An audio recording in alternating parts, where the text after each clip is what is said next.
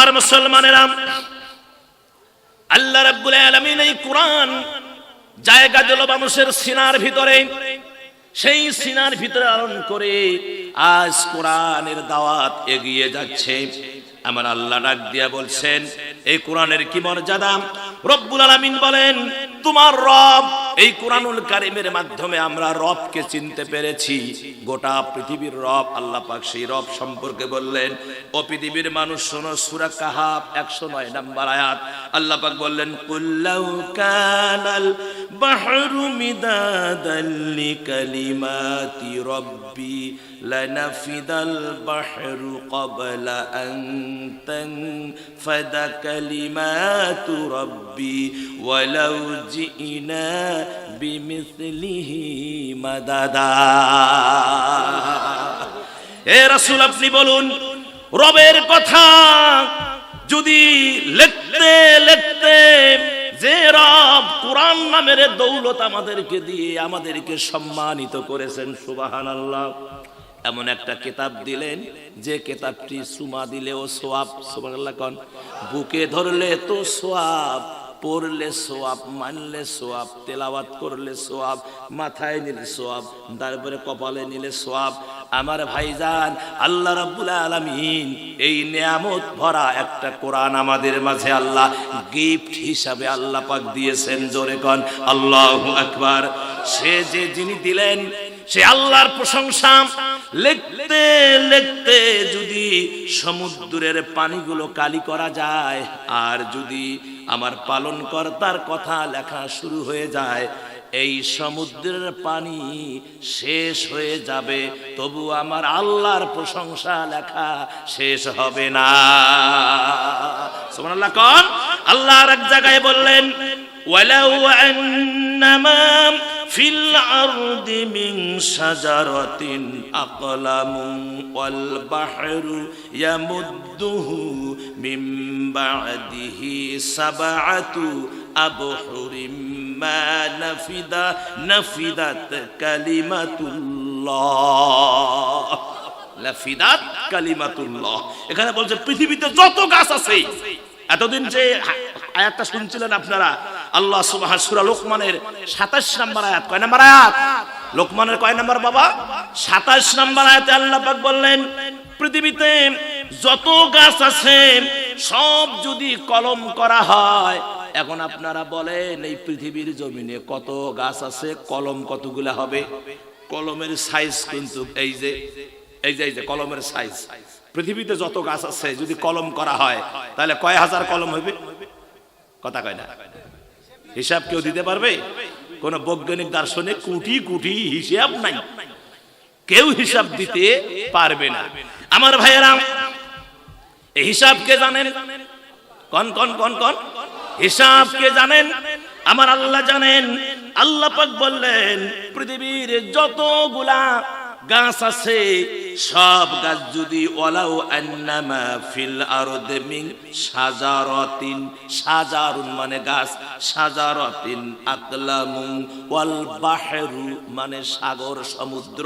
আল্লাহ পাক বললেন, পৃথিবীতে যত গাছ আছে কাইটা কুইটা যদি কলম বানানো হয়, আর পৃথিবীতে যত সমুদ্র আছে এর সাথে যদি আরো 7 সমুদ্র।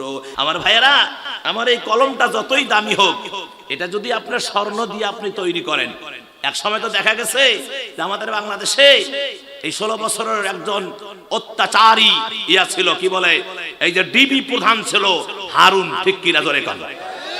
এই শয়তানের বাচ্চা যে এখন কই আছে আল্লাহই জানে। এই যে হারুন, এই হারুনের পিরিয়ডে দেখা গেছে তাকে মানে পুরস্কার দেওয়া হয়েছিল স্বর্ণের তরবারি।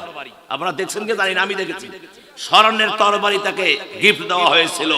অনেক সময় নেতাদেরকে স্বর্ণের কলম দেওয়া হয়, অনেক সময় নেতাদেরকে তাদের প্রতীক সুন্দর করে স্বর্ণ দিয়ে বানিয়ে উপহার দেওয়া হয়, মানে একটু তেল মারা হয় যাতে করে সামনের জন্য পথটা একটু ভালো পাওয়া যায়। কথা কন ঠিক কিনা?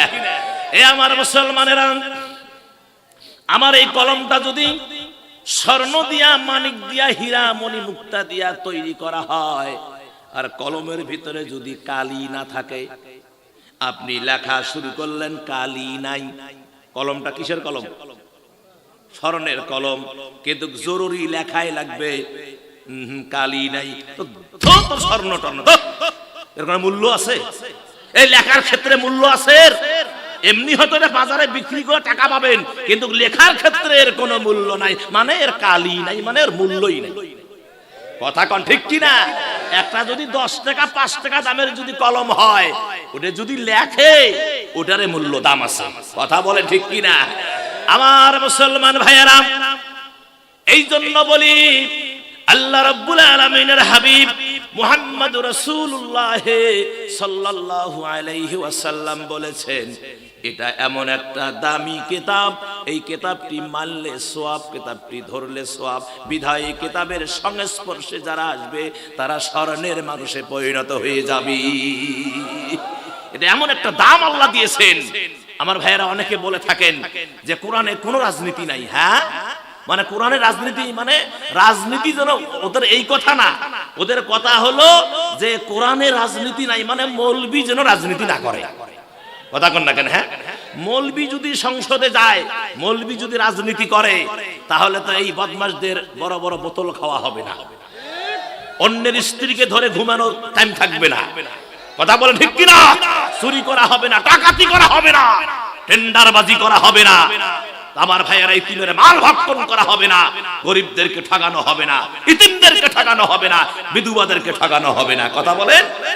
তার কারণ আল্লাহর রাসূল অনেকে বলে থাকে যে হুজুররা খুলি গল্প করে মানে ইসলামী রাষ্ট্র কোরআন দিয়ে রাজনীতি করবে, কোরআনের রাষ্ট্র তৈরি করবে। কোথায় হইছে কোরআনের রাষ্ট্র?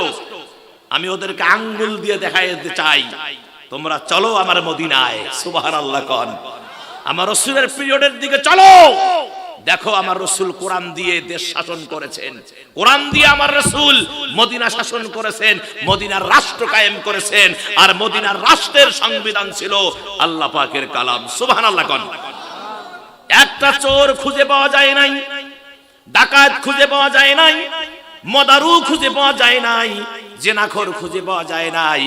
মদিনার অলিতে গলিতে আমার ভাইয়েরা, সেখানে কেউ যদি চুরি করত তাহলে শাস্তি হলো তার ডান হাত কেটে দাও। কথা কোন ঠিক কিনা? যদি কেউ কাউকে হত্যা করত তার শাস্তি হলো হত্যার বদলে হত্যা।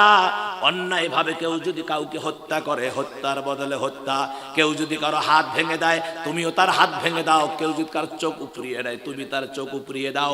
আমার ভাইয়েরা, এরকম যারা অন্যায় করবে কোরআনের বিধান অনুযায়ী, সেই মদিনায় আমার প্রিয় নবীর পিরিয়ডে কি হয়েছিল? শাসিত হয়েছিল। এক বেচারা, এক সাহাবী এসে বলল, হুজুর এই এক মহিলা চুরি করে ধরা পড়ছে। কি করে ধরা পড়ছে? চুরি করার পরে ধরা পড়ছে রাসূলের পিরিয়ডে, চুরি করে ধরা পড়লো। হুজুরের কাছে এসে বলল, হুজুর এর হাত কাটা যাবে না। কয় কেন? কয় এই মহিলা হলো সম্ভ্রান্তশালীর উঁচা দরজার লোকের মেয়ে, এর হাত কাটা যাবে না হুজুর। আল্লাহ রাসূল বলল, তুমি কারে ভয় দেখাও? হ্যাঁ, তুমি কারে ভয় দেখাও? এই চুরি করে যদি আমার মেয়ে ফাতেমা ধরা পড়তো, আমি রাসূল তার ডান হাত কেটে দিতে সেকেন্ড দেরি করতাম না। এটাই হচ্ছে ইসলাম। আল্লাহু আকবার কোন। এটাই কি? এটাই হচ্ছে ইসলাম। এজন্য আমার ভাইয়েরা, ইসলামী রাষ্ট্রের রাসূলের পিরিয়ডে ইতিহাস বলছে, নবীর পিরিয়ডে এক রমণী হেলে দুলে যাচ্ছেন, স্মরণে সজ্জিত। ইতিহাস বলছি, স্মরণে সজ্জিত যুবতী মেয়ে, 16 থেকে 18 বছর বয়স, সীতাপাটি, নাক কান হাত গলা সব স্বর্ণ দিয়া ভরা। আল্লাহর বান্দি মরুভূমি রাস্তা দিয়ে যাচ্ছেন, দ্বিপ্রহর কোনো মানুষজন নাই। হঠাৎ করে দেখে সামনে এক যুবক আসতেছে। মেয়েটি থরথর করে কাঁপতেছে, হায় হায়, এখন আমার সব শেষ, ইজ্জত যাবে এবং এই যুবক আমার সবকিছু লুটে নিবে। এক পর্যায়ে এই মেয়েটি থরথর করে কাঁপতেছিল। বন্ধুগণ আমার, যতই যুবকটি কাছে আসে মেয়েটি ততই জীর্ণ শীর্ণ হয়ে যায়। রাস্তার সাইডে বসে থরথর করে কাঁপতেছে। যুবক বুঝতে পেরেছে সে আমার দেখে ডর করেছে, ভয় করেছে। দূর থেকেই ডাক দিচ্ছে, মা গো, ও মা তুমি ভয় পেও না, ও মা তুমি ভয় পেও না, ও মা কোথায় বাড়ি কোথায় ঘর বলো, আমি তোমারে সেই জায়গায় পৌঁছায়া দেই। যুবক কাছে এসে বললেন, ও মা, তুমি হয়তো মনে করেছো তোমার ইজ্জত যাবে, স্বর্ণ অলংকার যাবে রে মা। না না, যাবে না। কেননা আমি এই মুহূর্তে প্রিয় নবী মুহাম্মদ রাসূলুল্লাহ সাল্লাল্লাহু আলাইহি ওয়াসাল্লামের হাতে হাত দিয়ে কলেমা পড়ে মুসলমান হয়ে আসলাম। ও মা, তোমার স্বর্ণ, তোমার ইজ্জতের হেফাজতের দায়িত্ব এখন আমার কাঁধে। আল্লাহু আকবার, আল্লাহু আকবার কবীরা, আল্লাহু আকবার কবীরা। যেমন আমার ভাইয়েরা এখানে একটা উক্তি দিচ্ছে, দেখেন ভালো লাগবে আপনাদের। দক্ষিণ আফ্রিকার নেতা, শান্তিতে নোবেল বিজয়ী, নাম হলো নেলসন ম্যান্ডেলা। কি নাম? Nelson Mandela. তিনি আফ্রিকার এক দলে যোগদান করে বর্ণবাদ বিরোধী একটা আন্দোলনে অংশগ্রহণ করার অপরাধে এবং ওই দেশের কিছু আইন শৃঙ্খলা না মানার কারণে তাকে গ্রেফতার করা হয়েছিল। গ্রেফতার করে ওই ম্যান্ডেলাকে সাগরের রোবেন দ্বীপে, সাগরের কি দ্বীপ? রোবেন দ্বীপে 18 বছর, কয় বছর? 18। সাগরের ভিতরে একটা দ্বীপ আছে, ওই দ্বীপে একটা জেলখানা আছে। ওই জেলখানার নাম হলো রোবেন দ্বীপের, দ্বীপটার নাম রোবেন। আর ওই জেলখানা, ওই রোবেন দ্বীপের জেলখানায় তাকে 18 বছর ধরে বন্দি করে রেখেছিল। যখন তার পিপাসা লাগতো ওই জেলারের কাছে পানি চাইতো, কিন্তু জেলার তাকে পানি না দিয়ে তার মুখে পেশাব করে দিয়েছিল। কি করে দিয়েছিল? পেশাব করে দিয়েছিল মুখে। আমার ভাইয়েরা, তার সাথে বন্দী, এখন তারা যে ব্যবহার করবে সেটাই মানতে হবে। আমাদের দেশে তো এরকম একটা পিরিয়ড গেছে না নাই যায়? কতক্ষণ গেছে না নাই যায়? অনেক নির্দোষ মানুষকে ইসলামের কথা বলার কারণে, সত্য কথা বলার কারণে জেল খাটতে হয়েছে। কথা বলেন ঠিক কিনা? আয়না ঘর তৈরি করে নির্যাতনের উপর নির্যাতনের উপর নির্যাতন করা হয়েছে, এমনকি আয়না ঘরের ভিতর নির্যাতন করে হত্যা করা হয়েছে। কথা বলেন ঠিক কিনা? এই নেলসন ম্যান্ডেলা সে 18 বছর পরে অন্যান্য মেয়াদে অন্যান্য জেলখানায় টোটাল 27টি বছর জেল খাটার পরে যখন বাহির হলেন, বাহির হওয়ার পরে কিছুদিন পরে নির্বাচন হলো। এই নির্বাচনে সংখ্যাগরিষ্ঠভাবে নেলসন ম্যান্ডেলা প্রেসিডেন্ট নির্বাচিত হলেন। আল্লাহু আকবার। একজন সৎ মানুষ ছিলেন। উনি প্রেসিডেন্ট হওয়ার পরে একটি রেস্টুরেন্টে তিনি আসলেন তার সৈন্য সামন্ত নিয়ে, এসে সেখানে চা খাওয়ার জন্য ঢুকলেন। ঢুকে যখন চায়ের অর্ডার দিলেন, চায়ের অর্ডার দেওয়ার সময় দেখলেন যে ওয়েটার চা নিয়ে এসেছে, ওই ওয়েটার ছিল সেই ওই রবিন দ্বীপের যে জেলখানার যে জেলার, সেই জেলার ছিল এই ওয়েটার। এখন এই ওয়েটার নেলসন ম্যান্ডেলাকে দেখে মারামারির দরকার নেই, পেশাব করে পায়জামাতে পেশাব করে ফেলেছে, নিজ দিয়ে পানি ঝরতেছে, ভয়ে থরথরে কাঁপতেছে। আমার ভাইয়েরা, নেলসন ম্যান্ডেলা বলল, শোনো, তুমি যে আমাকে যে ব্যবহার করেছো, সৈন্যরা জানতে পারলো, বলল যে আপনি শুধু আমাদেরকে হুকুম দেন, ওরা হাড় হাড্ডি যা আছে জায়গায় শেষ করে দেয়। তিনি বললেন যে না, এটা করা যাবে না। তার কারণ তখন শেষ ভুল করেছে, এখন তো আমি দায়িত্বশীল, এখন আমি তার কোনো ক্ষতি করতে পারবো না, কেননা তাকে হেফাজত করার দায়িত্ব এখন আমার কাঁধে। আল্লাহু আকবার। তাকে হেফাজত করার দায়িত্ব আমার এখন কাঁধে। ওই রকম নেলসন ম্যান্ডেলার মতো মানুষ আমার ভাইয়েরা যদি প্রত্যেকটা দেশে থাকতো, এ দেশটা সোনায় সোহাগা হয়ে যেত। কথা বলেন ঠিক কিনা? আমার ভাইয়েরা, এই যুবক বললেন যে শোনো, আমি যখন ইসলাম কবুল করেছি, এখন তোমার ইজ্জত আর তোমার স্বর্ণ অলংকারের দায়িত্ব এখন আমার কাঁধে। নেলসন ম্যান্ডেলা বললেন, শোনো ও জেলার সাহেব, শোনো, আমি যখন এই দেশের প্রেসিডেন্ট হয়েছি, এখন আপনার হেফাজত করার দায়িত্ব এখন আমার কাঁধে। আল্লাহু আকবার। জোরে কর আল্লাহু আকবার। আমার মুসলমান ভাইয়েরা, আল্লাহ রাব্বুল আলামিন ক্লিয়ার করে জাতিকে জানায়া দিলেন, পৃথিবীর মানুষ শোনো, ও পৃথিবীর মানুষ, আমি রব্বুল আলামিন তোমাদেরকে দুনিয়ায় পাঠাইছি কোরআনের দাওয়াত দিয়া। কি দিয়া? জোরে কোন? কোরআন দিয়া। এই কোরআন মাফিক তোমরা জীবন গড়বা, কোরআন মাফিক জীবনটা সুন্দরকে রঙাবা। আমি আল্লাহ এই কোরআনের বদৌলতে তোমাদেরকে জান্নাতের মেহমান বানিয়ে দেব। দিনকে মানলে, ইসলামকে মানলে আল্লাহ যে কত দয়া করে। আল্লাহু আকবার।